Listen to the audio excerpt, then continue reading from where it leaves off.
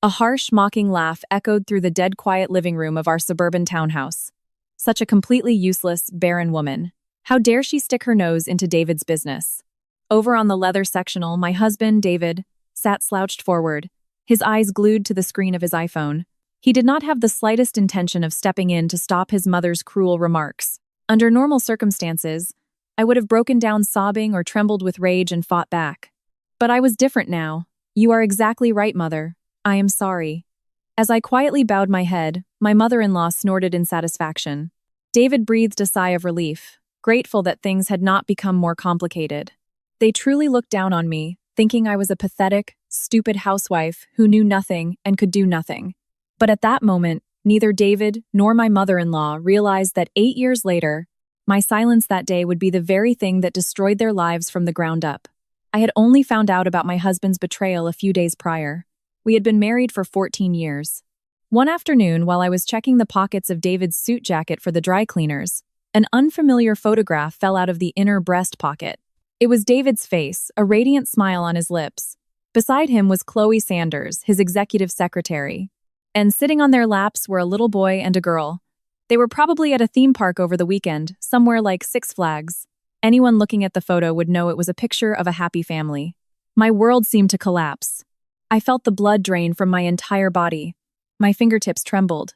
Lately, David was barely at home, making excuses about working overtime on holidays or going on corporate business trips.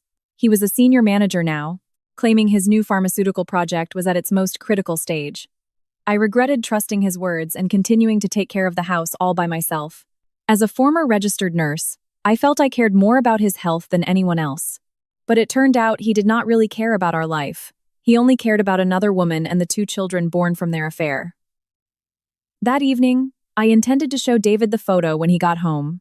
I was going to confront him, get angry, cry, and demand an explanation. But the words that came out of David's mouth first were ice cold. "Starting this month, your household allowance is cut in half."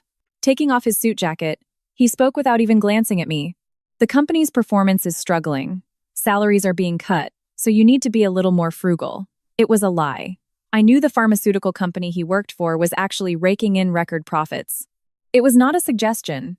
It was a notification of a final decision. His eyes no longer truly saw me at all.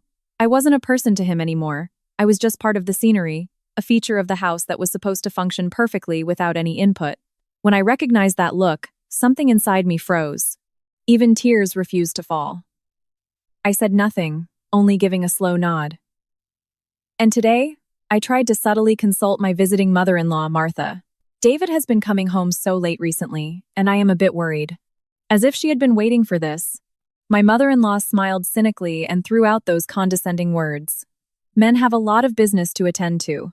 As a wife, you just need to stay quiet and be patient. You do not have any children anyway, so it is only natural he is like this." I instantly felt that my mother-in-law knew everything. She knew David had another family, knew there were children over there. I was the only one being played for a fool, left entirely in the dark. What was the meaning of my devotion for 14 of the 22 years we had been together? The pain of betrayal was overshadowed by the sheer cruelty that pierced my chest. The rage and crushing sorrow I expected to feel never came. Instead, a chilling clarity settled over me as I looked at the smiling faces in the photo. Crying wouldn't help. Screaming would only give them satisfaction. No, there was only one path forward. I felt a door in my heart not just lock, but turn to solid ice. From that moment on, emotion was a luxury I couldn't afford. Knowledge was the only weapon I had left. While continuing to play the role of the obedient wife, I began to formulate a plan with a cool head. A normal person might have immediately called a lawyer, filed for divorce, gathered evidence of the affair, demanded alimony, and ruined the other woman's reputation. But I did not do that. I did not look into his mistress's identity. I did not blame my husband or argue with my mother-in-law. I simply started one secret mission. I began meticulously preserving all the results of David's mandatory annual executive health screenings that arrived in the mail every year. I archived every single detailed data sheet that recorded the inner workings of his body without missing a thing. I had one worry that I could not tell anyone, a worry much deeper and darker than mere revenge. Will those children be all right? The 2 innocent children in that photograph. This small question of mine and the health records I secretly collected became my life's focus. Why would I, knowing my husband was unfaithful, become obsessed with his health records? 8 years later, what horrifying truth would be uncovered from all of this? David and the others had absolutely no idea. Since that day, my life became like a black and white movie. My husband David treated me entirely like a roommate. Not only was my allowance unfairly slashed, but his attitude grew colder by the day. Hey, the ironing on this collar is sloppy. You are home all day. You should be able to do something like this perfectly. As soon as he got home, he would angrily throw his jacket onto the sofa. Even when I quietly picked it up, he no longer bothered to look at me. Sometimes I caught the scent of a sweet, strong perfume lingering on his clothes. A striking, foreign scent that I would never choose. On weekends, he would leave early in the morning in his car, claiming he was playing golf. I also noticed the passenger seat was always adjusted to a different angle than mine. Even so, I never questioned him. I did not cry, beg, or raise my voice in anger. I just kept preparing his meals, cleaning the house, and keeping everything flawless. David and my mother-in-law might have been laughing at me, thinking I was a stupid woman who remained blissfully unaware, but I did not care about their mockery. Every autumn, the notice for the executive health screening arrived from David's corporate headquarters. A few weeks later, a thick envelope containing the detailed test results would be delivered. David did not care about his health in the slightest. Oh, the results came in. Just stash them somewhere. He always handed the envelope to me without even opening it. I would take the envelope, bring it to the bedroom so no one would see, and open the locked drawer at the very bottom of the dresser. There, I would calmly place the new screening results into a thick binder. It was my secret ritual, one I had performed alone for the past 8 years. Inside that binder, David's blood work and various organ function metrics were recorded in intense detail. I am a former nurse. I could read the meaning behind those rows of numbers more accurately than anyone. But what I was truly paying attention to was not normal cholesterol levels. I was looking for deeper signs invisible to the naked eye. It was as if every day I was checking the timer on a ticking time bomb. On a cold, rainy November afternoon, I visited a large metropolitan hospital downtown alone. Sitting in a waiting room chair that smelled of disinfectant, I calmly waited for my turn. Finally, the examination room door opened, and my name was called over the intercom. As I walked in, a kind, gray-haired doctor looked up from a medical file. It was Dr. Harrison, the head of internal medicine and genetics. For these 8 years, Dr. Harrison was the only person I consulted. As I sat down, the doctor looked at me with incredibly sad eyes. "You are here again with your husband's test results, Claire." I nodded wordlessly, pulling the thick binder from my tote bag. I placed the latest data on Dr. Harrison's desk. The doctor let out a long sigh before he began reviewing the data. "Claire, as a physician, I am incredibly worried about your well-being." "Doctor." Harrison's voice was full of sympathy and frustration. He knew what I chose to show him. Over the years, piecing together the medical records I brought and the quiet desperation in my eyes, he had formed a grim picture of my reality. As a physician, he was bound by ethics, but as a human being, his concern for the toll it was taking on me was clear. Normally, a wife would be furious if she knew her husband was having an affair. She would gather evidence, file for divorce, demand alimony, and destroy his mistress. Initially, Dr. Harrison had even tried to introduce me to a top-tier divorce attorney, but I continuously declined. "Please do not worry about me, doctor." I opened my mouth slowly. These were words I had repeated time and time again in this office. My voice felt like it was coming from very far away. "What is more important, doctor, is whether those children will be all right?" Hearing my words, Dr. Harrison frowned with deep concern. Those children were the 2 kids born from David's affair. They shared no blood with me. They should have been the children of the very people I hated for stealing my happiness. Yet somehow, I worried more about their future than my own life. "That is something I cannot answer," Dr. Harrison said, his voice catching as he tightened his grip on his pen. "Claire, you are too kind. Those children have nothing to do with you. Why should you, the one who was betrayed, go to such lengths?" What the doctor said was true. It was bizarre for a betrayed wife to worry about her husband's illegitimate children, but I had a reason I could not ignore. 8 years ago at this very hospital, I was the only one who heard a crucial fact about David's body. David himself had gone home, making excuses about being busy with corporate meetings, refusing to listen to the explanation. It was a cruel truth I had to carry alone. I could not tell David the truth. No, I had tried, countless times. But he would always say, "Save your dramatic stories for later," and never once listened. Meanwhile, David was completely oblivious to my profound suffering. "David, I have the materials for this afternoon's board meeting ready right here." "Oh, thank you so much, Chloe. You are a lifesaver." Once the other staff members left David's office and they were alone, his secretary, Chloe Sanders, gave him a sweet, coquettish smile. "David, the kids really want to go to the amusement park again for the holidays." "Oh, right. The new drug launch has been going smoothly lately." "Let us take them," David answered, wrapping an arm around his mistress's shoulder and laughing in satisfaction. To him, the young, beautiful Chloe and their 2 children were his real family. I, his wife, was merely a convenient presence who cooked and cleaned without ever complaining. David believed his life was flawless. "Your wife really does not suspect a thing, huh? I almost feel bad for her." "Let it be. She has always been a clueless, insensitive woman who never uses her brain." They enjoyed their elegant coffee breaks while laughing at my expense. "My wife knows nothing. I have a gorgeous mistress. I have cute kids." There was not a single thing in the world that did not go exactly his way. David truly believed that, but he had made a fatal mistake. He assumed I was silent because I knew nothing. He underestimated me. He did not know the sheer magnitude of fear and despair I had endured over these 8 years. Seasons changed. Autumn of that fateful 8th year arrived. As usual, the executive health screening notification from David's company came in the mail. But inside this year's envelope was a piece of paper entirely different from the ones before. Addressed to Mr. David Mitchell. Please schedule a detailed follow-up examination immediately. Attending physician. Dr. Harrison. Head of internal medicine. Seeing that red stamp, I felt my body temperature drop dramatically. The thing I had feared had finally begun to move.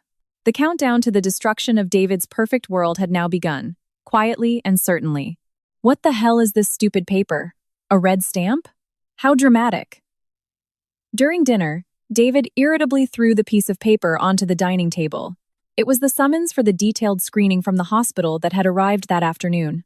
The bolded word, "immediate," reflected the overhead lights menacingly. "This is just a scam for the hospital to bill my insurance. I go to the gym every day. My body is in perfect shape." David slammed his fork down and glared at me with cold eyes. "Do not tell me you have been secretly feeding that doctor crazy stories, right? Making up tales because you are paranoid your husband comes home late?" I slowly shook my head. "I did no such thing. But a letter like this comes straight from the hospital administration. Maybe something really is wrong. You should go get checked." "Shut up." David slammed his fist on the table, cutting me off. Water spilled from his glass, the cold droplets hitting my wrist. "Next week, I am swamped launching the new product line. I am not like you, a housewife with endless free time every day. I do not have a single second to waste on a ridiculous checkup." Just then, unfortunately, the sound of a spare key turning in the front door echoed through the hall. My mother-in-law, who lived nearby, came over as usual to take the leftover pot roast. Sensing the tense atmosphere in the dining room, her eyes immediately darted to the red-stamped paper on the table. "Oh my, David got a summons for a detailed screening.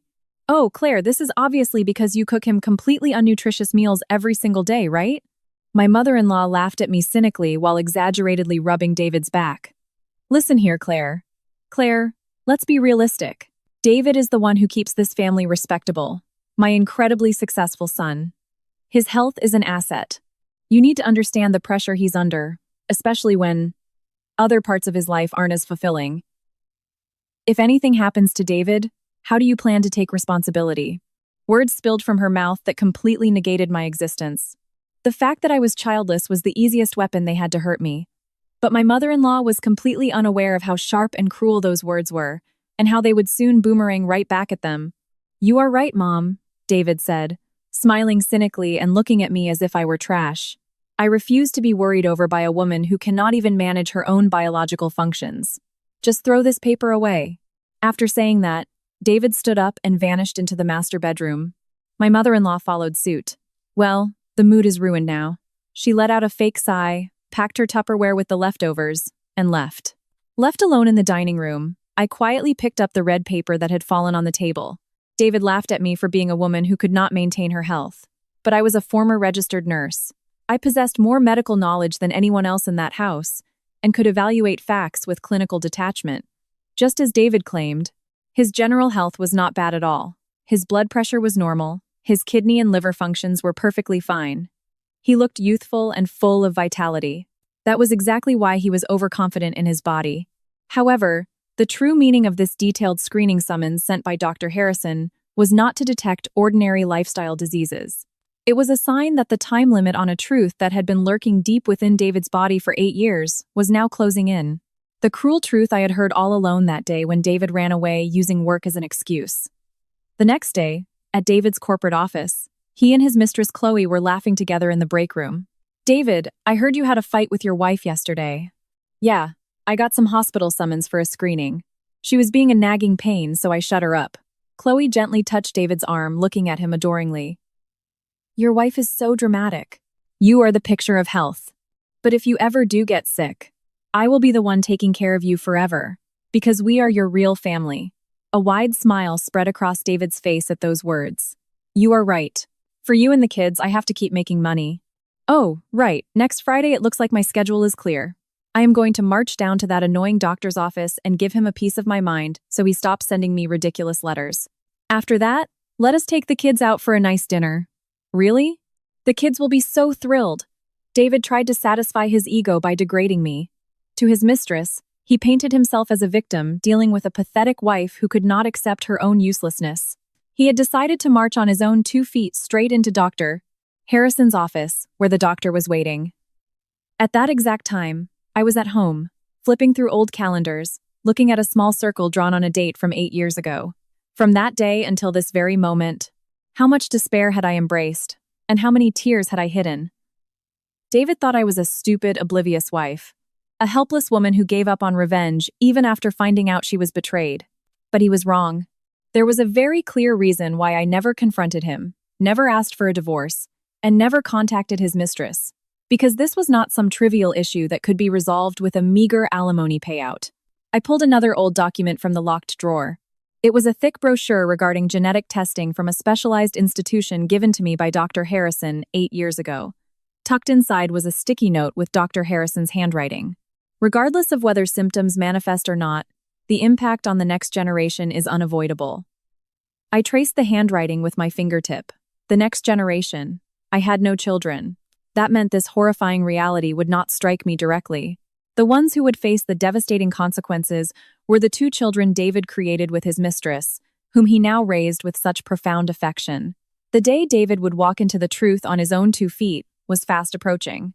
The day he would realize that the very thing he wanted to protect most had been placed in mortal danger by his own actions. I calmly put the brochure back into the drawer and locked it. The flames of conflict were already lit. All that was left was to wait for David to open that door himself. Friday morning, David meticulously adjusted his tie knot in the mirror.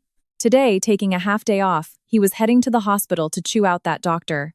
Afterward, he planned to meet Chloe and the kids for a fancy dinner. Since early morning, his mood had been unnaturally high. "Hey, why is this suit wrinkled?" David threw the suit jacket he had pulled from the closet onto the floor.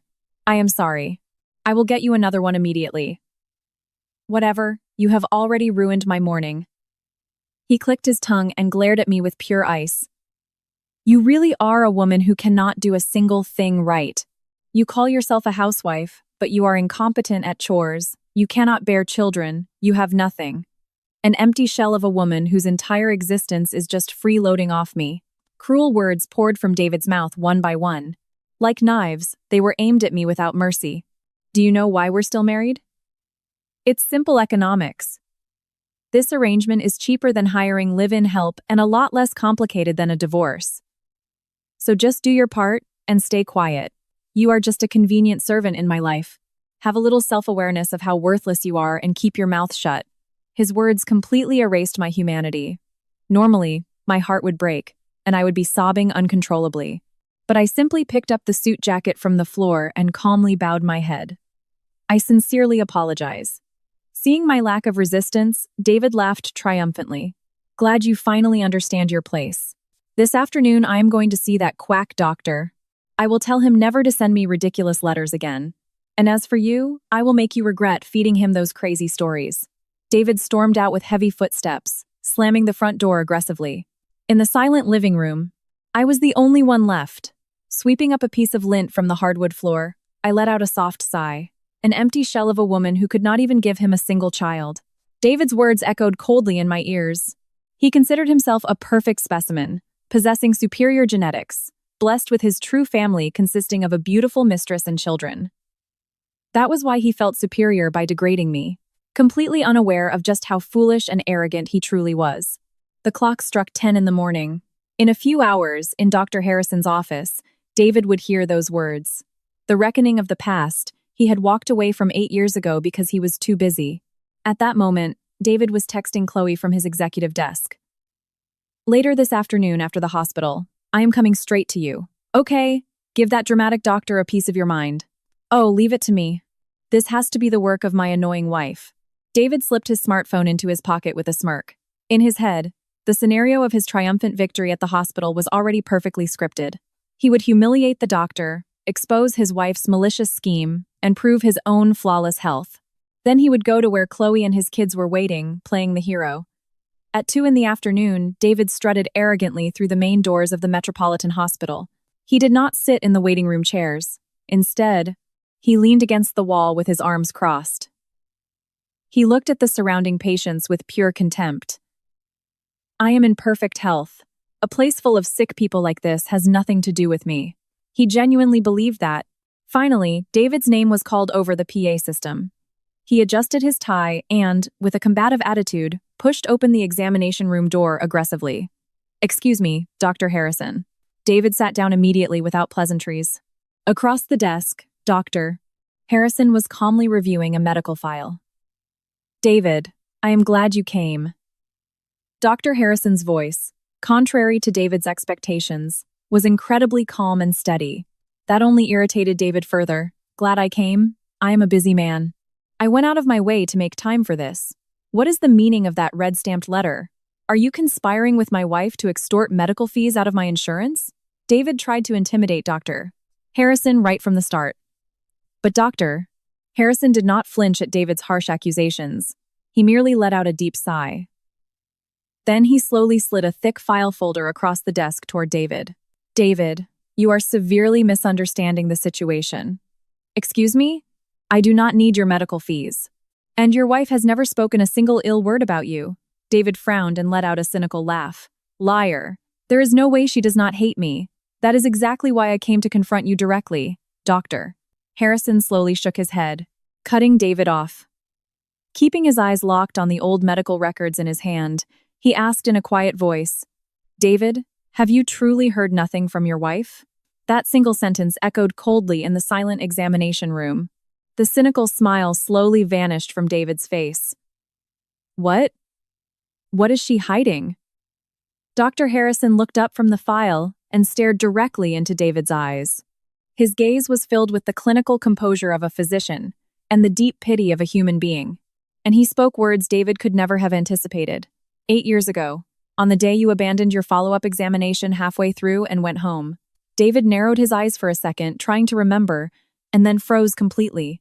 8 years ago, on the day you abandoned your follow-up examination halfway through and went home, Dr. Harrison's calm voice echoed terrifyingly in David's ears. Amidst the freezing atmosphere of the examination room, memories of a past that had been entirely buried in David's mind slowly began to resurface. At the exact same time, back at the house, I was brewing iced tea in the living room. Sitting across the table with her arms crossed, glaring at me intensely, was my mother-in-law. She was not here today to pick up leftovers. Her goal was clear, to corner me completely and kick me out of this house.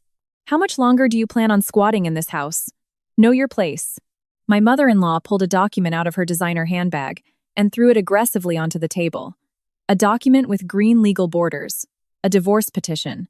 In the husband's signature line, David's name was already neatly signed, complete with a notary stamp. David has given up on you too. He refuses to waste another dime on a woman like you who cannot have kids, has zero appeal, and is only getting older. What, did you actually believe that lie about the company's performance dropping? With that naive brain of yours, you are unfit to be David's wife. My mother-in-law's words pierced straight to my core. I stared at the green petition without answering, allowing her to interpret my silence as shock and resignation. She continued to hurl even more vicious facts at me. Actually, I have already met them, David's true family. A wicked, triumphant smile was etched onto her face. Her name is Chloe, a young, obedient girl who knows how to treat a man right. Most importantly, she has already given David 2 children, a boy and a girl. Both look exactly like David. Smart, polite. I practically cried when I held them. They are the legitimate heirs to the Mitchell legacy. My mother-in-law pretended to dab at her eyes. Compared to them, what exactly are you? You have been by David's side for over 20 years and have provided absolutely nothing. You are basically a parasite. David obviously wants to move into a new house with his real family. Your presence here is just an obstacle to David's happiness. Usually, at this point, a woman would snap or break down sobbing. A cheating husband, illegitimate children, and a mother-in-law who fully endorsed it while trying to throw her onto the streets. My dignity had been completely trampled. My position as a wife had been stolen without a trace. They had prepared everything, psychologically breaking me so I would leave voluntarily. But oddly enough, my heart was perfectly calm. Because the moment I was truly backed into a corner was not today. My clock had stopped 8 years ago. On that day, in the dead of winter 8 years ago, I received a critical explanation from Dr. Harrison regarding David's test results. It was not just a notification about high cholesterol or blood pressure. It was about a severe risk heavily linked to genetic factors that would have catastrophic consequences for the next generation. And right after that, I found the picture of Chloe and her children in my husband's suit pocket. In my despair and confusion, I tried to tell David the truth. Before confronting him about the affair, I felt I had to talk about his body and the risks to those children in the photo. Even though I had been betrayed, I could not ignore a life-or-death threat. David, please give me a moment. There is something incredibly important about your health. When I initiated that conversation, David clicked his tongue and cut me off. Shut up, I am exhausted. I do not have time to listen to your exaggerated paranoia. David shoved past me, and the very next day, he cut my household allowance in half. Every time I tried to open my mouth, he would leave the house. Even on weekends, when I begged my mother-in-law for help, she only laughed and said, "Men have business." As a wife, just be patient. No one wanted to listen to me. No one wanted to face the truth. That was when I realized that, to them, I was not a human being. I was just a convenient appliance. So, I shut my mouth. If they rejected me, then I had to detach my heart from their cruel world. Only the images of those children smiling innocently in the photograph remained lodged in my heart like a deep thorn. Are you listening to me, Claire? My mother-in-law's shrill voice dragged me back to reality. By the beginning of next month, you need to be out of this house. Do not expect a single cent in alimony. If you dare stand in David's way, I will hire a ruthless attorney and leave you destitute. Just crawl back to your parents' house with only the clothes on your back. My mother-in-law declared victoriously. She stood up and snatched her purse. As she walked toward the door, I calmly bowed my head toward her back. Thank you for going out of your way to visit. My emotionless tone made her pause for a second, looking at me as if she had seen a ghost. But she quickly brushed it off as a pathetic bluff from a defeated opponent. She laughed cynically and slammed the door shut. The cold sound of the latch echoed, and the house fell silent once more. I stared at the divorce petition left on the table. David Mitchell's signature looked incredibly sinister. They thought they had successfully backed me into a corner. They believed hidden assets and legal maneuvers were on their side. I picked up the divorce papers and slowly placed them into a drawer. Then I looked at the wall clock. 3 in the afternoon. Right now, David should be in Dr. Harrison's office, confronting the past he had constantly run away from. The horrifying secret I had guarded and kept all by myself for 8 years. While he was certain he had cornered me and won, the truth was that the one standing at the gates of hell was David himself. I pulled the thick binder from the locked drawer. Here lay the records of David's medical history, archived without missing a single year. And one more critical document from Dr. Harrison regarding the future of those children. David, you might think you have taken everything from me, I whispered softly, feeling the texture of the binder while staring coldly at the clock. But the very thing you want to protect most has been in the palm of my hand for a long time. The perfect scenario David had envisioned was, at this very second, crumbling to dust. A follow-up from 8 years ago? What are you talking about? David laughed cynically, trying to hide his irritation. I am perfectly healthy. I never miss my morning jog, and all my baseline numbers from the corporate medical checkups are totally normal. Whatever minor anomaly was there back then has definitely cleared up. Did you call me all the way down here, wasting my valuable PTO for some ancient history? He crossed his arms and leaned back in his chair, glaring at Dr. Harrison dismissively. However, Dr. Harrison was completely unfazed by David's provocation. He calmly opened the thick medical file in his hands and slid an aged test result across the desk to David. Stamped in red ink across the top was, "Further examination, required, genetics." This is not about a disease you currently suffer from. This is a critical fact regarding your genetics. Genetics. The smirk slowly faded from David's face. 8 years ago, a specific marker was detected in your blood work. In-depth analysis from a specialized genetic institution confirmed that you are a carrier for a specific severe genetic disorder. A carrier? What does that mean? Am I going to die from some terminal illness? David went on high alert hearing medical terminology he was encountering for the first time. No. Your personal risk of developing symptoms is extremely low and will not impact your daily life. That is exactly why you have remained healthy up until now. Hearing this, David let out a massive sigh of relief. He immediately reverted to his arrogant posture, leaning back in his chair. "Ha, you scared me for a second. If I am not going to get sick, then there is no problem. Why did you even call me here? You really are a dramatic quack. Whether this is my wife's doing or not, I do not have time for this theatrical nonsense." David was absolutely convinced he had won. "I do not have any abnormalities. My wife is just exaggerating and dragging doctors into her hysteria. When I get home, I will teach her a lesson and force her to sign those divorce papers." Such cruel plans flashed through his mind. However, Dr. Harrison's gaze remained ice cold. "David, the issue is not you. It is the next generation. Excuse me? This genetic trait is passed down to your biological children with a high probability, and if the symptoms manifest in the children's generation, it causes catastrophic organ failure. If it is not detected early and proactive treatments and regular monitoring are not implemented, the risk is an irreversible, fatal condition." David's heart slammed against his ribs. "Your biological children." That phrase triggered a flashback of Chloe and their 2 innocent kids. But David frantically pushed the image away. His instinctive defense mechanisms went into overdrive. "Wait, calm down. I do not have kids. My wife Claire cannot get pregnant. So this genetic stuff has absolutely nothing to do with me," David tried to reassure himself. "I understand, but we do not have children, so this risk to the next generation is non-existent. My wife is just overly paranoid and loves drama. Stupid woman." David tried to project confidence. He believed that if he could just hide the existence of his secret family, he could escape this situation completely. If that is the case, then why did your wife come here alone 8 years ago to receive these results? Dr. Harrison's calm question made David choke.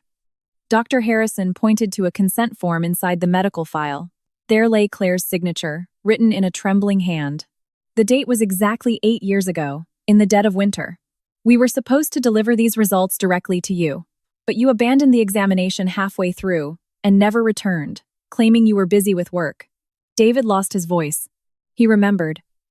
8 years ago, in the middle of a blood draw, he looked at his watch, brushed past the nurses, and walked out of the hospital, claiming he had an urgent appointment. That appointment was a date with Chloe, who was just a young secretary at the time. Your wife, more than anyone else, was terrified for your health and tried to persuade you to return countless times. But you absolutely refused to listen. That is why your wife had to bear the crushing weight of this cruel truth all by herself. The memory from 8 years ago flashed back into David's mind.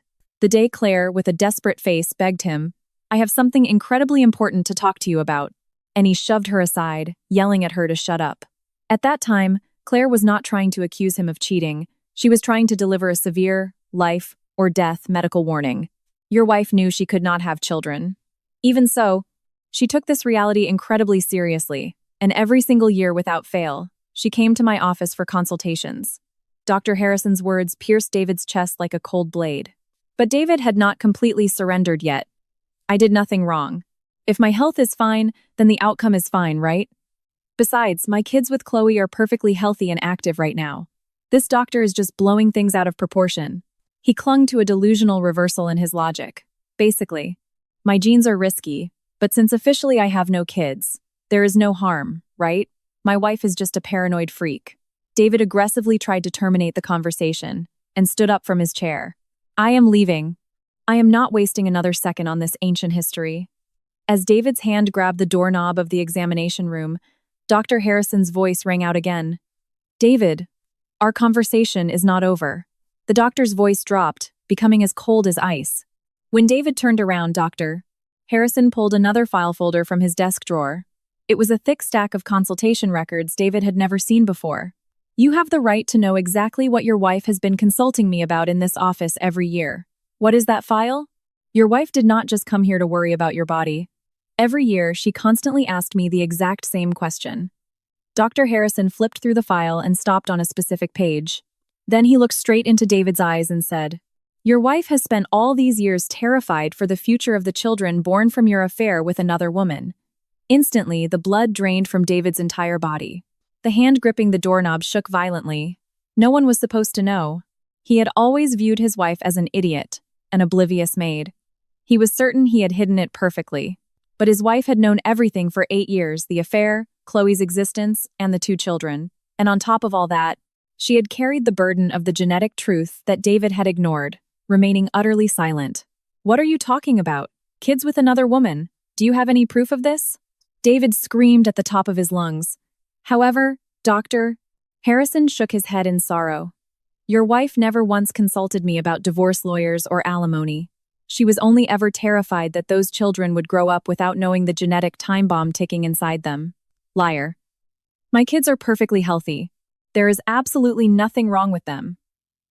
This disease does not show any symptoms during early childhood, but it very frequently triggers suddenly as they enter puberty. Without highly specialized blood panels which require parental consent, this condition will never be detected in standard pediatric checkups.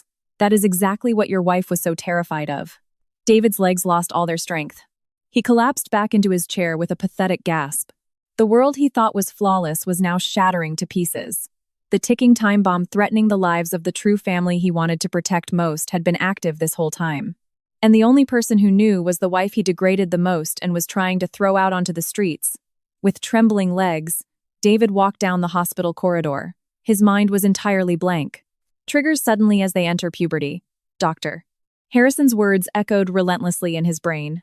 Upon getting into his parked SUV, David punched the steering wheel violently. How could the wife I thought was an oblivious idiot know about my affair for 8 years? She even knew about the lethal threat to my children. A chaotic mix of shame and terror boiled in his chest, but David still could not admit his own faults. He ignored all his actions, the betrayal, the degradation, the emotional abuse he inflicted on his wife. No, I am not the one at fault. She intentionally hid this from me. With shaking hands, he grabbed his phone and dialed a number.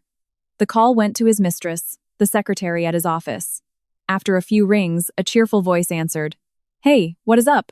All done at the hospital? David swallowed hard, trying to make his voice sound as steady as possible. Yeah, all done. It was nothing. By the way, the kids are healthy, right? Nothing unusual? The sudden question made the voice on the other end sound slightly confused. They are fine. Although lately, they seem to get tired really easily. The oldest has been complaining his chest hurts sometimes, probably just growing pains, right? Those words froze David's heart solid. That symptom matched the early warning signs Dr. Harrison had explicitly outlined. Take them in for a detailed checkup immediately, David involuntarily screamed. What is wrong with you? Why are you suddenly screaming? It is nothing. Just do not let them leave the house until I get there. David abruptly hung up the phone, gasping for air. To save his children, he needed the detailed testing data. That comprehensive packet from 8 years ago. Without those exact records, even a pediatrician might be too late in administering the proper treatment. And all of those records were in the hands of his wife. David ground his teeth and slammed his foot on the gas pedal. That bitch. She purposefully hid that data to blackmail me. He concluded that all of this was his wife's malicious scheme. I will rip those documents from her hands the second I get home. And this time, I will throw her out of my house for good. By that time, I was calmly waiting for him in the living room. On the table lay the green divorce petition my mother-in-law had left, and next to it, the thick binder I had guarded for 8 years. I no longer needed to lock it in the drawer. The sound of a car door slamming violently echoed from outside. Rushed footsteps approached. The front door was thrown open with pure fury. Hey, where are you? David stormed into the living room, screaming. His face was pale, his eyes bloodshot, and his tie askew. The sheer arrogance he had displayed when leaving that morning had vanished completely. I did not move from the sofa. I merely looked at him with absolute calm. "Welcome home. You are back early." When I greeted him with a flat tone, David lunged forward, looking like a demon. He tried to aggressively snatch the binder off the table. "Give me that! You intentionally hid this to trap me, didn't you?" David's screams bounced off the quiet walls of the living room, but I lightly batted his hand away and pulled the binder into my lap. "Trap you? No. I have been trying to tell you for 8 years. You are the one who refused to listen." David froze, grinding his teeth in pure rage. His eyes darted back and forth between the binder in my lap and the divorce petition next to it. A pathetic sight of a man who believed the universe revolved solely around him. "Do not play games with me.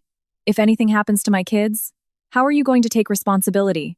He had finally admitted the existence of his illegitimate children with his own mouth. Just to blame his wife, he was willing to justify his own sins. I slowly stood up and spoke to him in a measured tone. "The one responsible is not me. It is you." David swallowed hard. The real battle was just beginning. The crushing weight of the truth I had carried for 8 years was now ready to break him completely. "The one responsible is not me. It is you." My calm words made David's face flush purple with rage. He would never be able to admit his own fault. Reflexively, he launched a vicious verbal assault against me. "Quit messing around. Because you stayed silent, my kids are in danger now, aren't they?"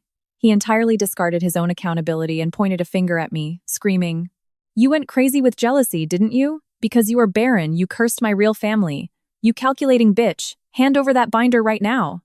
David planted his hands on the table, leaning over to intimidate me. Then he jabbed a finger at the green divorce petition his mother had left. "I already heard from my mom. You have the divorce papers, right? I will give you a little severance pay as compensation. Put the data down and get the hell out of this house.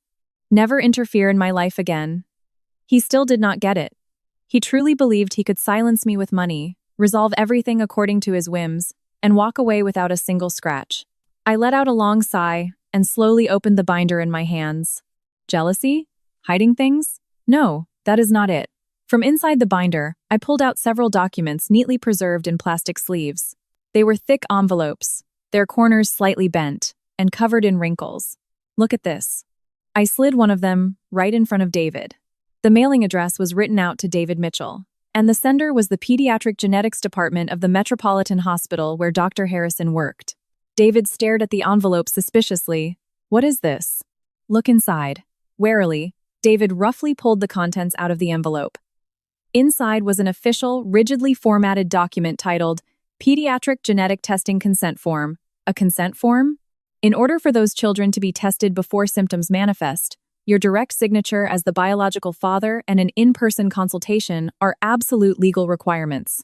Legally, as the lawful wife who shares zero blood relation, I had absolutely no authority to mandate they undergo testing. David's eyes darted frantically as he read the print on the document. "Every year since 8 years ago, I retrieved this form from the hospital and tried to hand it to you." I placed another wrinkled envelope on the table. "I pulled this one out of the trash can in your home office 5 years ago." Then I placed another torn envelope that I had taped back together on the table. "This one is from 3 years ago. You ripped it up without even looking at the contents because you thought it was just another insurance spam mail. I am the one who taped it back together." The color steadily drained from David's face until he was ghost white. He definitely remembered. Countless times I had begged him, "This is important. Please read it." And every single time, he brushed me off. "Shut up. Save your dramatic stories for later." That cursed pile of papers. "You were too arrogant about your own health and dismissed every word I said as the nonsense of a stupid wife." No matter how serious my face was when I pleaded, "You always prioritized your time with your mistress and never once bothered to listen." I stared directly into David's eyes. The lifeline for the lives of those children, the person who threw it into the trash can every single year, was you. "Ah." A hoarse gasp escaped David's throat. The document slipped from his hands, scattering across the hardwood floor. The moment his delusional reversal, where he was the victim and I was the villain, shattered entirely.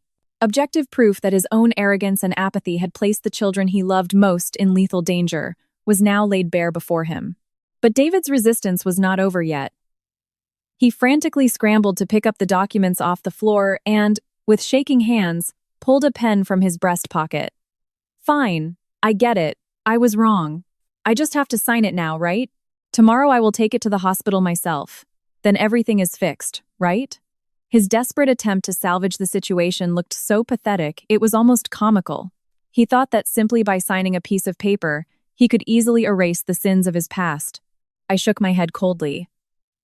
Fixed? You still do not understand, do you? What are you talking about? Read the stipulations on that consent form very carefully. There is one other absolute requirement. The motion of David's pen stopped dead.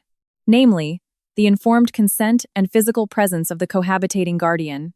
Meaning, for you to have those children take this test, you have to tell the entire truth to the woman living with them, Chloe Sanders. I dropped that reality on him with a calm, cruel precision. David, the flawless, reliable, elite man, that is how she sees you, isn't it? But you are going to have to stand in front of her and confess that you are a carrier of a severe genetic disease, and that you who knew this fact for 8 years but covered it up are the very culprit who planted a ticking time bomb inside the children she loves. Bullshit. David stumbled backward and collapsed weakly onto the sofa. Telling the truth to his mistress meant utterly destroying the illusion of the perfect new family he had built with his own hands. Once she finds out about your horrifying secret and your staggering irresponsibility, do you really think she will still respect and love you like she does now? I pushed the green divorce petition across the table toward David. So, what are you going to do? Let your children's lives remain in critical danger to maintain your current fake happiness? Or will you tell her the truth, fully prepared to lose absolutely everything? David covered his face with both hands and let out a guttural sound like a wounded animal. I was not the one who cornered him. The arrogant lies he had piled up over 22 years, and especially the last 8, had finally sunk their fangs into his own throat. I looked away from him, staring out the window into the darkening evening sky. The wheels of fate had already turned completely. Nothing could stop this destruction now. I have to tell Chloe everything? David's trembling voice broke the silence of the living room ominously. He violently gripped his hair and glared at me with bloodshot eyes. His appearance retained absolutely none of the flawless, elite executive image he had that morning. You have got to be kidding me. I cannot possibly tell her that, he screamed, pacing back and forth erratically. Chloe believes I am the perfect, reliable, ideal man. If she finds out I hid this for 8 years and put the kids in danger, she will never forgive me. My career, my new family, everything will be ruined. Listening to his entirely self-centered rambling, I did not even feel angry anymore. Only a boundless, cold pity spread through my chest. David suddenly stopped and flashed a stiff, terrifying smile at me. That is right. I have a brilliant idea. I did nothing wrong. So let us do this. He pointed at me, barking an order. Hey, you explain it to Chloe. I am right. Just tell her you were blinded by jealousy and intentionally hid the important hospital mail addressed to me all these years. Say I knew nothing and only just heard the truth from the doctor today, and I am in total shock. So, I am a victim too. You go explain it to Chloe exactly like that. His proposal was so selfish it defied logic. He was seriously demanding that I, the wife he betrayed, take the fall for all his sins and play the villain just to save the lives of the children he created with his mistress. If you do what I say, I will give you a massive alimony payout. Enough money for you to live luxuriously for the rest of your life. Paid straight from my private accounts. But if you refuse, David's face soured, and he began to threaten me in a low snarl. I will hire the most vicious lawyers in my network and destroy you socially. I will fabricate evidence that you maliciously hid my medical mail and drag you into a brutal lawsuit. You will end up on the streets without a single dime, gaslighting and threatening me using his wealth and corporate power. That was the desperate counterattack he managed to come up with when backed into a corner. I let out a small sigh and shook my head. You really haven't changed at all. What did you say? You seriously believe you can twist the truth to fit your whims using money and threats. But shallow lies like that will unravel instantly. I pointed at the documents scattered on the table. These documents have crystal clear issue dates from the hospital administration. And in Dr. Harrison's medical files, it is meticulously documented that you abandoned your screening halfway through. Furthermore, the day you abandoned your screening claiming you were swamped with work. If we cross-reference that with your corporate attendance records, your lie will be exposed immediately. David's face tightened in panic. Because that day, yes, Chloe herself is the one who remembers best that you left the hospital to take her on a date. David stumbled, gripping the edge of the table tightly. His malicious plan was annihilated before it could even begin. Fine then, I will secretly take the kids to a different hospital, David yelled, his eyes wild. I will tell Chloe it is just a routine checkup. I will pay whatever it takes out of pocket to have them tested and treated secretly at a private clinic.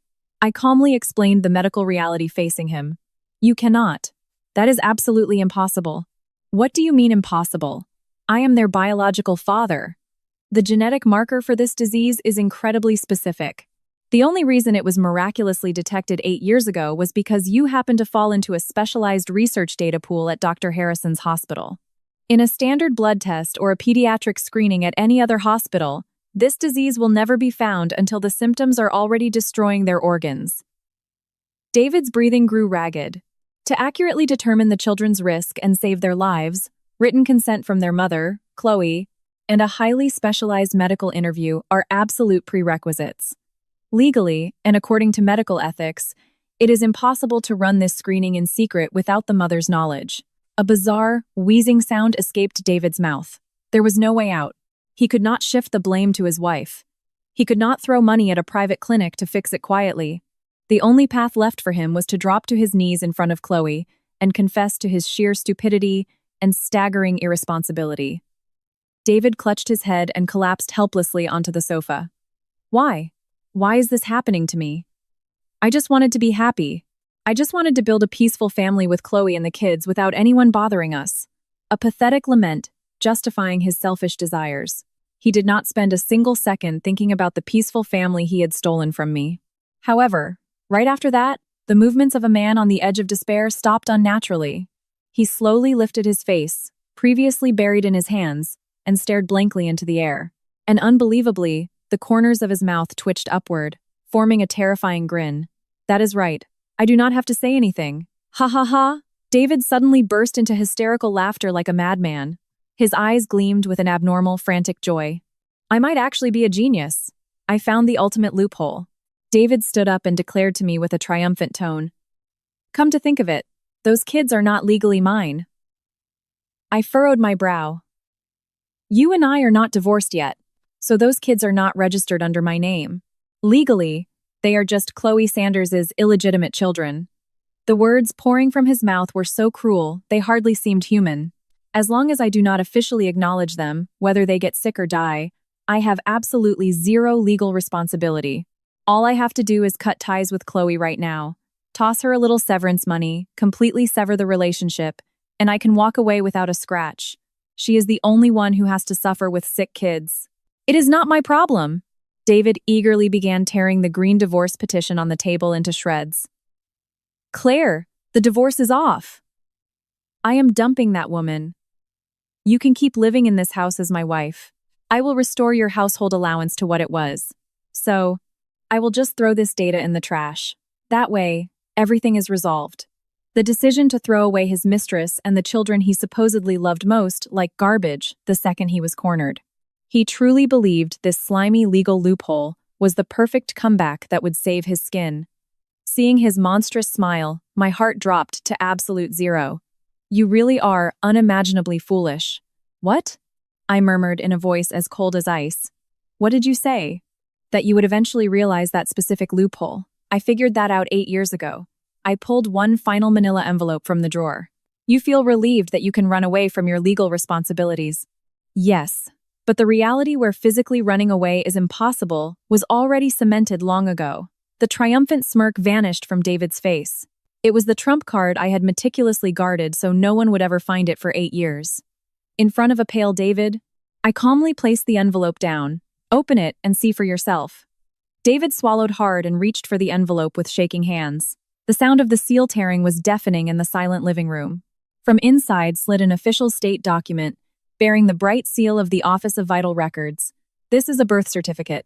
More specifically, this is a certified copy of the state voluntary acknowledgement of paternity that I pulled last week. Read your personal data section. David's vision trembled as his eyes tracked the lines of text. And when he found one specific line, his eyes bulged, his face turned ash white, and all expression seemed to vanish from his features. There, An undeniable fact was printed in cold, hard ink. Father's acknowledgement. Male child's name. Female child's name. Date of acknowledgement. Why? Why do you have this? David shrieked. The hidden maneuver he thought he had kept a perfect secret. Whether pressured by his mistress or driven by his own arrogant desire to leave a legacy of his superior genetics, he had secretly gone through the legal procedures to officially acknowledge those children as his own. 8 years ago, I found out about your affair from a photo left in your suit pocket before taking it to the dry cleaners. I began to recount my despair from back then in a steady voice. But a few days later, you suddenly slashed my household allowance in half, claiming the company was struggling, didn't you? David swallowed hard and took a step back. I thought you were genuinely preparing to divorce me and marry another woman.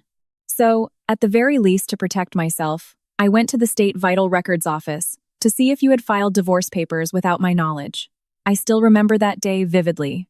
A bitter, bone-chilling day. I sat on a park bench near the county courthouse, clutching the newly printed family records.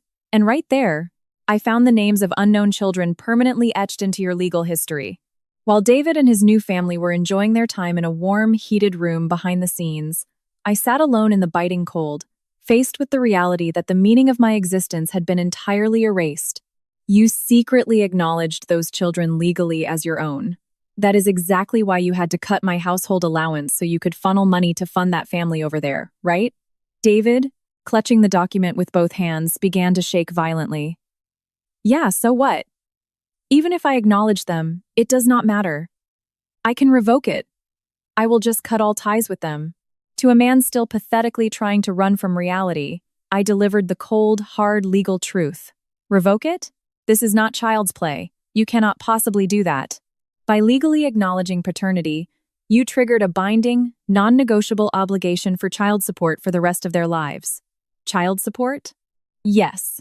If you try to run away and abandon children who are now on the verge of a massive medical crisis, Chloe Sanders, as their legal guardian, can confidently sue you for maximum child support. Furthermore, if those children manifest genetic symptoms and require astronomical medical bills, the amount she will sue you for will skyrocket.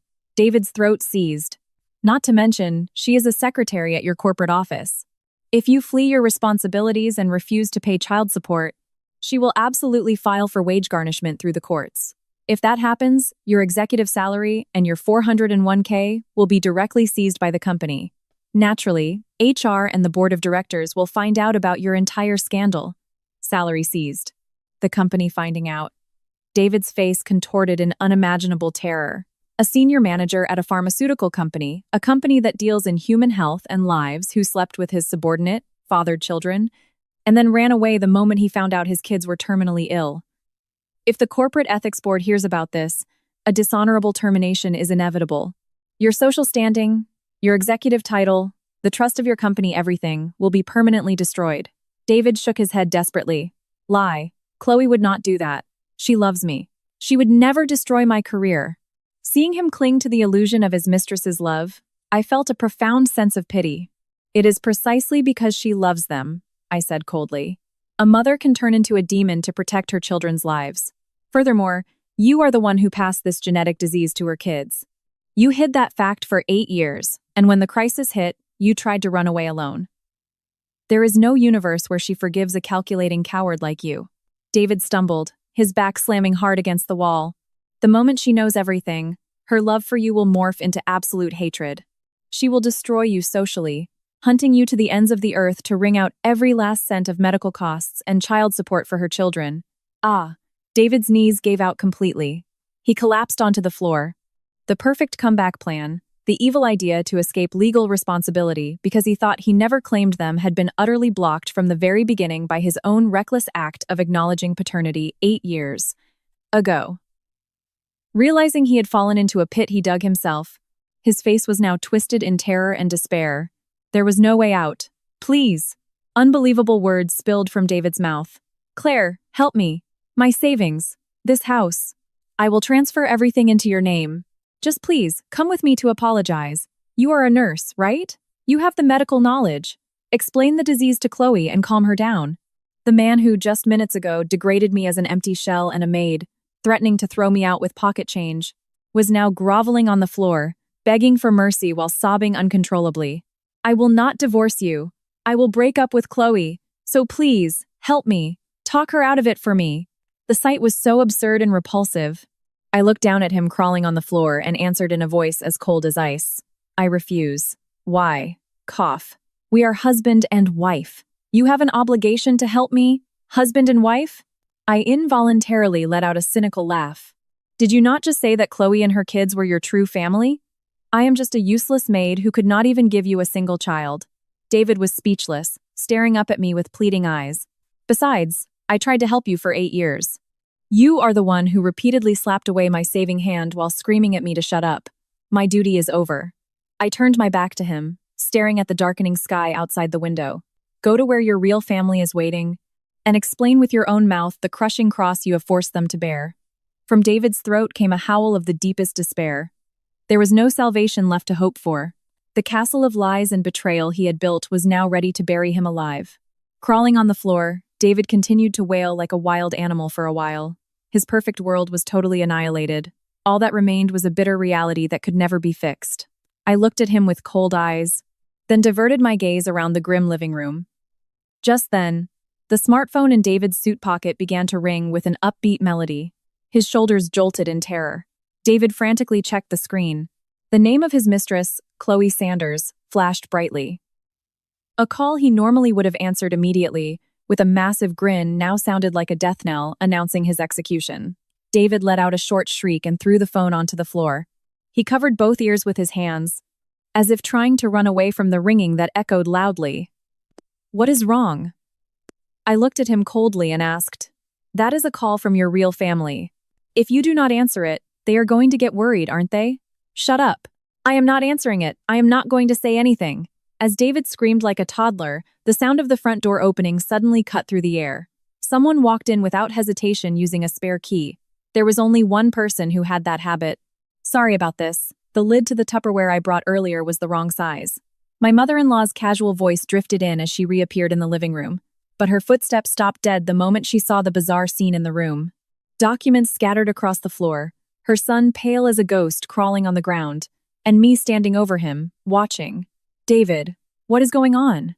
Why are you sitting on the floor like that? Martha rushed over and tried to pull David up. Then she glared at me with sheer hatred. Claire, what did you do to David? You finally showed your true colors and tried to extort him, didn't you? Fine, I am calling the cops.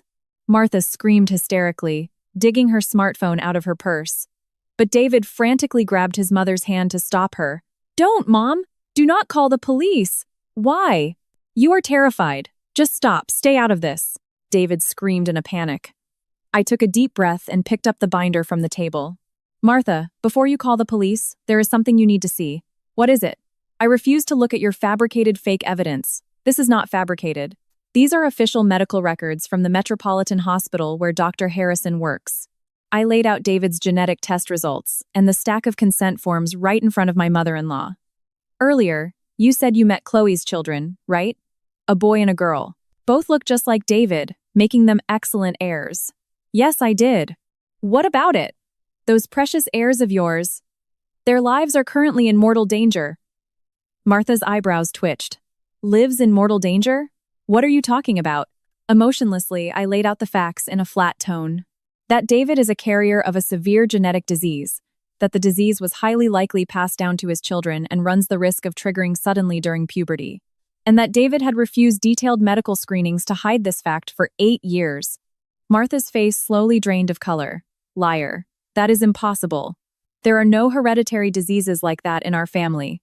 David is perfectly healthy. You are obviously making up stories to curse my grandchildren, aren't you? Martha tried desperately to deny it, but the printed words on the documents glued her eyes to the page. Written clearly in red ink was, "Further examination required. Genetics." Furthermore, on the consent form I had taped together from the trash, the tear marks from David's own hands were glaringly obvious. David? Martha stared down at her son, who was cowering at her feet, her voice trembling. Is this true? Could those children actually fall severely ill? David could not meet his mother's eyes. His gaze darted around aimlessly. I am healthy. I do not have any symptoms, and there is no proof they are sick either. I did nothing wrong. Even in the face of a lethal threat to his own biological grandchildren, Her son was still screaming in self-defense. Seeing that, an unbelievable despair washed over Martha's face. You, just to save your own skin, you were willing to let those children die? No, I just did not want the company or Chloe to find out. You absolute fool. A sharp, dry slap echoed through the living room. Martha's hand landed across David's cheek with all her strength. David lost his balance and crashed to the floor. Mom! What are you doing? You stupid boy! Your child's life or your own pride, which one is more important? Martha grabbed him by the hair, screaming at David with a face full of fury. She might have hated me, but she possessed an unnatural obsession with the Mitchell family bloodline. And the lives of those precious heirs had been neglected for 8 years by their own biological father, nearly thrown away like garbage. Receiving punishment from the mother who had always been his absolute enabler, David lost his voice. Call Chloe right now. Martha grabbed David by the collar and yanked him up. Tell her the complete truth. And tomorrow morning, first thing, take those kids to the hospital. No, if I do that, I could get fired from the corporate office. To hell with your corporate image. This involves the lives of my grandchildren. A horrifying fight between mother and son. 2 people who, just hours ago, mocked me as a barren woman and conspired to kick me out, were now tearing each other apart in the mud they had created themselves. I merely watched the scene with clinical detachment. Then, the phone on the floor began to ring again. Another call from Chloe. This time, it was Martha who shoved David aside and snatched up the phone. Hello, Chloe? This is David's mother. Martha answered the phone in a panicked voice. David screamed, No! And tried to lunge at his mother, but he was too late. What? Your oldest boy suddenly collapsed, clutching his chest? The words that flew out of Martha's mouth froze the air in the room instantly. David's movements stopped midair. You already called an ambulance, right? Which hospital? We will be there right away. Martha, clutching the phone, began to shake violently. The exact thing they feared had become reality at the absolute worst possible time. The timer on the bomb had just hit 0. David's face was as white as a corpse. There were no more excuses, no more cover-ups possible. If Chloe took her son to the hospital for a detailed screening, it would immediately be discovered that the cause was David's genetic risk. And the cruel truth that David had turned a blind eye to this for 8 years would also be dragged into the light. We are leaving, David. If anything happens to that boy, I will never forgive you. Martha grabbed David's arm forcefully and dragged him toward the front door. David had lost even the strength to resist, merely staring blankly into space. The fake, perfect world he had built was now totally annihilated under the weight of his own sins. The silent living room felt as if a hurricane had just passed through. Left alone, I began tidying up the old consent forms left on the table. The heavy cross I had carried alone for 8 years. It had finally shifted onto the back of its rightful owner. But this was not over. David would truly plunge to the very bottom of the deepest regret starting now. What kind of hell would a mistress who discovered the truth unleash upon him? I stared at the darkening sky outside the window. In the cold, neon-lit corridors of the Metropolitan Hospital's pediatric ward, the sound of rushed footsteps echoed. David and his mother ran, gasping for air. At the end of their line of sight, sitting on a waiting room bench, was the figure of Chloe, sobbing uncontrollably. My son. Is my son okay? David screamed. Chloe stood up, her face drenched in tears. He suddenly complained his chest hurt terribly, and then he fainted. He is being examined inside right now. Why did this happen so suddenly? He was perfectly fine yesterday, Martha cried out in a panic. David clutched his head, leaning against the wall, and slid down to the floor. Replaying in his mind was the despairing verdict he had received just hours ago. Triggers suddenly as they enter puberty. Those words had manifested in reality in the worst possible way. Time felt like it was dragging on forever. Finally, the treatment room door slowly opened, and Dr. Harrison walked out. Doctor, how is my son? David jumped to his feet and pleaded. Doctor! Harrison stared intently at David's face, then opened his mouth calmly. Fortunately, it is not life-threatening at the moment. It was a temporary episode, and his condition is now stable. Hearing that, Chloe and Martha collapsed onto the floor, crying tears of relief. Thank God. Thank God. David also let out a massive sigh and rubbed his chest. He genuinely believed his crimes would stay hidden and he could return to his normal life. There are no abnormalities, right, Doc?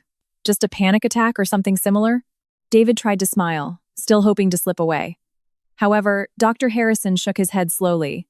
That is not the issue. Dr. Harrison's cold verdict drained the blood from David's face. This was not a standard episode. This is the initial onset of a severe condition caused by genetic factors. The reason our pediatric team was able to administer the exact required treatment so quickly today was not due to luck. Dr. Harrison opened the medical chart in his hands and turned to Chloe. You are his mother, correct? I will be completely direct. This disease is caused by hereditary factors passed down from his father. If preventive measures are not taken moving forward, there is a life-threatening risk. Inherited from his father? Chloe was stunned, then slowly turned her head toward David. David, what does this mean? Are you sick? No. I do not know anything. I am completely healthy. David desperately denied it, backing away pathetically. He could not possibly admit in front of his mistress that he was the cause of the disease. Do not lie, doctor. Harrison's stern voice cut through David's excuses. You were warned about this exact genetic risk 8 years ago in this very hospital. You walked out halfway through, ran away from the follow-up, and for the sake of your own ego, you continuously covered up a lethal threat to your own children's lives. What? Chloe's face shifted drastically in shock and despair. You knew? You knew for 8 years that our kids could suffer like this? Isn't that right? I thought it was just exaggerated nonsense. I did nothing wrong. Do not mess with me. Chloe's hysterical scream echoed down the corridor. The flawless, reliable, ideal man. That mask had been completely ripped off, revealing an irresponsible, cowardly shell of a human being. Martha also stared at her son with a look of pure disbelief. The only reason the pediatric team could take immediate specialized action today is because of one specific reason, Dr. Harrison continued calmly. For the past several years, someone has routinely brought data to our hospital's pediatric genetics department so that if symptoms ever triggered, treatment could be administered immediately. Data? Who did that? Chloe asked, her voice trembling. Dr. Harrison stared straight into David's eyes and delivered the finishing blow. Your wife came in for consultations every single year. David's body shook violently. Not about her husband, but about your children. David's face turned the color of ash. The wife he had spent years degrading as a stupid, oblivious maid was the only one secretly preparing everything for this exact day. Your wife, for the sake of children who were not even her own, came in every year, bowing her head. Please do not worry about me, doctor. It is the children I am worried about. I just do not want them to grow up entirely in the dark, she told me, doctor. Harrison revealed the old consultation logs. Recorded tightly in those pages was the history of how Claire had repeatedly met with specialists. The trail of how she was blocked by legal barriers, continually lowered her head, and sacrificed her own life just to save the lives of innocent children. Liar, there is no way she would help us. David was speechless, standing completely paralyzed. The person he betrayed, the one whose allowance he cut, the one he tried to kick out of her home. It turned out that person was the sole savior of the real family he wanted to protect most. Because of your sheer arrogance, you nearly lost what was most precious to you. And the one who protected them was the wife you continuously betrayed. Dr. Harrison's words pierced David's chest mercilessly. David's brain was completely unable to process the information. My wife. My stupid, useless wife that I was going to throw out? She saved my illegitimate kid by coming back and forth to this hospital for 8 years? Bullshit. A hoarse voice escaped David's trembling lips. Bullshit. She definitely hates me. She stayed quiet on purpose until now, detonating this bomb today to destroy me socially. This is all her revenge. David, ignoring his own rotten heart, still tried to paint his wife as the villain. But Dr. Harrison shook his head with calm, unwavering conviction. Your wife never once consulted me for revenge. A deep silence fell over the hallway. She never spoke of any hatred toward her husband. She rejected every offer for alimony calculations and divorce attorneys that I recommended. Dr. Harrison slowly closed the old consultation file. Your wife has only ever been terrified for the future of your children. She only hoped that those innocent kids would not grow up in the dark, only to be suddenly faced with a life or death crisis. That was her only hope. As those words were spoken, all the strength vanished from David's knees. He collapsed onto the floor. For the first time, he understood. The person he had mocked, degraded, and betrayed for 8 years was not someone who hated and cursed him. The wife he threw away had fought far more desperately to protect the lives of his children with his mistress than he, the biological father, ever had. Long before he did, and far more deeply, she had loved the future of those children. "You absolute piece of trash." A voice as cold as ice coming from above made David flinch. When he looked up, he saw the face of a stranger. Chloe, who had always smiled sweetly at him, now glared down at him with absolute hatred and disgust, as if looking at filth. "Chloe, that is not. What is not? You knew 8 years ago our kids might get sick. You hid it and let me give birth to them. And today, when you realized your disease was going to be exposed, you planned to dump me and our kids and run away." Chloe's voice shrieked as she grabbed David by the collar. "I heard everything on the phone from your mother. I heard you say you were going to escape your legal responsibilities by cutting ties with us." Hearing Chloe's words, David choked.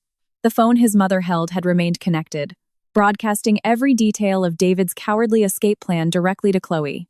"You already legally acknowledged those kids. Do you really think you can run?" Chloe shoved David away coldly. "I will never forgive you. The kids' medical bills, maximum child support until they are adults, and extreme emotional distress compensation for me. You will pay every last cent. Wait, if you do that, my life will be. If you refuse to pay, tomorrow morning I am taking all of this straight to HR and the corporate ethics board at your office. Let us see how the executives view a senior manager who hid a lethal genetic risk, knocked up his subordinate, and then tried to flee the second his kid got sick." David's face was pale with absolute despair. A scenario of total social annihilation spilled from his mistress's mouth. The woman he loved had now morphed into his most terrifying enemy, one who would hunt him to the ends of the earth. "Chloe, you do not need to worry about the money." A cold voice echoed from behind. It was Martha. She did not even glance at David. Instead, she immediately pulled Chloe into a gentle embrace. "I will pay for my grandchildren's medical treatments by liquidating the Mitchell family estate. So you just focus on their recovery." Mom? What are you saying? The Mitchell estate is my inheritance." David tried to reach out, but his mother violently slapped his hand away. "Do not you dare touch me, you murderer." Martha's roar echoed down the hallway. "A man who is willing to let his own grandchildren die for the sake of his pride is no son of mine. As of today, our relationship is completely severed. You will not see a single dime of inheritance. You are abandoning me too? You are the one who abandoned everyone. You had a wife who was so incredibly kind, and you repaid her grace with poison, destroying everything yourself." David lost his voice, crumbling on the cold floor. Chloe, escorted by Martha, disappeared back into the treatment room. Dr. Harrison also turned without a word and returned to his office. In the vast hospital corridor, David was left entirely alone. His money, his title, his family, everything he deemed perfect had been completely obliterated in a single day. The price he had to pay for throwing away the wife who had supported him without complaint for 22 years like garbage. Now, he truly realized just how foolish he was, and how precious the thing he had lost forever truly was. After fleeing the hospital, David wandered aimlessly through the night streets. The freezing autumn drizzle soaked through his expensive suit, piercing his skin, but he did not even have the mental capacity to feel the cold. In his head, the bleak calculations of his future looped relentlessly. Chloe would sue him for massive compensation and the children's medical bills. Add to that exorbitant child support payments until they were adults. His mother had disowned him, and he had lost his inheritance rights. By Monday morning, all of his actions would absolutely reach the corporate office. A pharma executive who knocked up his subordinate, covered up a dangerous hereditary disease, and tried to run when he was exposed. There was no way a man like that would be kept on payroll. If he was fired with cause, he would not even receive a cent of severance. His perfect life was totally destroyed in one single day. While walking down the dark streets, he continuously sought justification. "I did nothing wrong. I just wanted a happy family. They are the ones who intentionally backed me into a corner. I am the victim." As he repeated that repulsive self-justification, he suddenly had a realization. He still had one last ray of hope. That is right. I still have Claire. A horrifying smile crept onto his trembling lips. She is my legal wife, the woman who has supported me for 22 years. She has always been kind and always did whatever I said. If I just drop to my knees and cry a little, she will definitely take me back. She is a former nurse. I can just make her work extra shifts or whatever to pay off my debts. If I tell her, Let us start over from the beginning as husband and wife. She will be thrilled. An unimaginably selfish and arrogant thought. But for David, who had lost everything, that delusion was the only survival plan he had left. He dragged his heavy feet and rushed home. As he arrived at the front of the house, David felt a strong sense of wrongness. Usually, a warm, orange light would glow from the living room window, and the moment he walked in, a hot meal would be waiting on the table. But the entire house was pitch black, as if it were dead. The HVAC unit outside was completely silent. There were absolutely no signs of life. With shaking hands, David unlocked the door and stepped inside. "Claire, I am home. Turn the lights on." That forced shout echoed hollowly through the freezing hallway. Without taking off his shoes, he charged into the living room. The air inside was as cold as ice. In the center of the room, illuminated by the moonlight, stood a quiet silhouette. It was me. I was already wearing a heavy gray winter coat. And at my feet sat a large suitcase. The tables were cleared, and all my personal belongings had vanished. "Claire, thank God you are still here." David ran toward me, his face on the verge of tears, and collapsed at my feet. He hugged my knees, sobbing uncontrollably like a toddler. "I was wrong. I was an idiot. My mom, Chloe, they all betrayed me and threw me away. You are all I have left now. I want to start over with you. I will take care of you for the rest of my life. Please do not leave me." His face was soaked in tears and snot. The cold, dismissive attitude he had shown when he left that morning was nowhere to be seen. I looked down at him without a single ounce of emotion and opened my mouth calmly. "Neither your mother nor Chloe betrayed you. This is simply the consequence of your own actions coming back to collect their due." David flinched and looked up at me with begging eyes. "Please, you have a nursing license, right? Help me work and pay off my debts. You can do it. You are my wife." I let out a small sigh and slid a single piece of paper onto the table. It was an official receipt from the county courthouse. "What is this?" "I went to the county clerk's office earlier today. I submitted the green document your mother left behind." I spoke with calm, absolute finality. The divorce petition. David's face stiffened in terror. "The green document. You do not mean the divorce papers?" "Correct. Your signature and the notary stamp were perfectly in order, so there were no issues at the counter, and it was accepted immediately. We are officially nothing to each other anymore." David stared at me with wide, disbelieving eyes. The divorce petition he and his mother prepared to kick me out. The absolute weapon he believed would give him the upper hand had transformed into a fatal blade that permanently sealed off his only escape route. "Wait, that is a lie. We are husband and wife. We have been together for 22 years. To me, that was 14 years of servitude and 8 years of hell where I quietly watched your betrayal. I gripped the handle of my suitcase tightly. "For 8 years, you unfairly slashed my household allowance and mocked me as a useless woman. I never hated you. I only felt pity. Pity for an empty shell of a man who, for the sake of his own selfish desires, was willing to gamble with the lives of his own children. I do not have a single second left to spend with a person like that." David stumbled to his feet and reached out, trying to grab me. "Do not go. Do not leave me alone. How am I supposed to live?" But I swatted his hand away coldly. "This house is going to be appraised by a real estate agent tomorrow. Your mother contacted me earlier. She is going to sell it immediately to pay for your massive debts and legal compensation. You need to be out of this house by tomorrow." David was completely speechless, his mouth opening and closing like a fish out of water. The warm home he tried to steal from me was now entirely destroyed by his own hands. "Starting tomorrow, I am returning to work at the hospital where I used to be employed. The director of nursing there has already offered me my old position back. From now on, I will stand on my own 2 feet. I will live for myself." I walked calmly toward the front door. From behind me came David's despairing wails. As I touched the door handle, I looked back one last time. Those children, protected by their incredible mother and grandmother, will absolutely overcome their illness. You no longer have the right to step inside that warm family circle, and my existence will vanish from your life forever. David crawled on the floor, covering his face with both hands, sobbing and howling like a wounded beast. "Goodbye, David." I opened the heavy front door and stepped out into the world. The night wind was freezing, but my heart felt lighter and warmer than it had in 22 years. The heavy thud of the door closing signaled the absolute end of David's life as he knew it. In the dark, freezing living room, the man who had lost everything would continue to shiver alone in the cold of an endless night. The piercing cold he had inflicted upon me for so long, he would now feel deep in his bones for the rest of his long life. 3 years passed. On a bitterly cold winter afternoon, I was busy with my duties as a nurse in the pediatric ward of the Metropolitan Hospital. "Claire, could you help out with the next round of rounds?" "Absolutely. I will get ready and be right there." Relied upon by the younger nurses, I lived deeply fulfilling days. That day, after closing that cold, heavy door and starting my own life, I had risen to head nurse, surrounded by warm colleagues. What I earned was not a massive alimony payout, but true dignity, found in being needed and respected by others.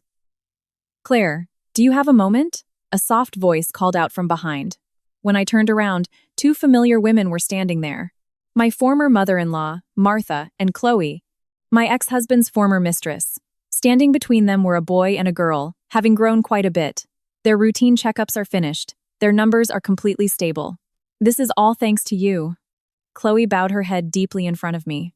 Beside her, Martha held my hand, crying, "You were the one who saved these children's lives back then. I will not ask you to forgive a foolish old woman like me, but you are their true savior." The former mother-in-law who used to mock me as a useless, barren woman. Now she wept, looking at me with genuine respect and gratitude from the bottom of her heart. I smiled calmly and gently squeezed her hands. "I am so glad the children are healthy. Please, continue to support each other as a family." I never had children of my own, but the lives I fought to protect were now smiling vibrantly right in front of me. My 22 years were not meaningless. I felt a warmth like spring sunshine radiating through my chest. Outside the hospital campus, amidst the bone-chilling wind, a man in a faded, dirty construction uniform was waving a traffic flag. It was David, the once arrogant corporate executive. After being fired with cause, the crushing debt from legal settlements and child support drove him into bankruptcy, forcing him to survive on grueling day labor. His fingertips, poking through frayed gloves, were cracked and bleeding. Freezing and exhausted, he shivered violently. Suddenly, as David stared through the floor-to-ceiling glass windows of the hospital lobby, his entire body froze as if struck by lightning. On the other side of that glass was a warm, bright world. There was the silhouette of a mother, his former mistress, and her healthy children. And standing right in the middle of them, smiling and gently patting the children's heads, was the figure of the wife he had despised the most and tried to throw out onto the streets. No one was laughing at her. No one was calling her useless. Everyone looked at her with deep gratitude and respect, forming a circle of absolute warmth. David reached a filthy, cracked hand toward the cold glass. But those hands would never again touch that warm world. Blocked by an impenetrable wall of glass, he could only stand paralyzed in the dark, freezing outside. I was a fool. I betrayed the person who loved me, hurting her with cold words. But she was the one who protected my children more than anyone else. Not because he lost his wealth, not because he was fired from his company, but because of the boundless kindness and respect his wife had earned. At that moment, David's chest was pierced by a stabbing pain he had never felt before. Ah, ah. David collapsed onto the freezing asphalt, sobbing uncontrollably. What he lost was not money or status, but the selfless love that should have warmed his entire life. From inside the hospital lobby, the joyful laughter of children echoed faintly. David, utterly alone in the freezing winter darkness, would regret this forever, forced to feel the endless isolation and cold he had once inflicted upon his wife. A person does not feel true remorse simply when they are caught, but when they finally realize that the person they betrayed was infinitely better than they ever were. Indeed,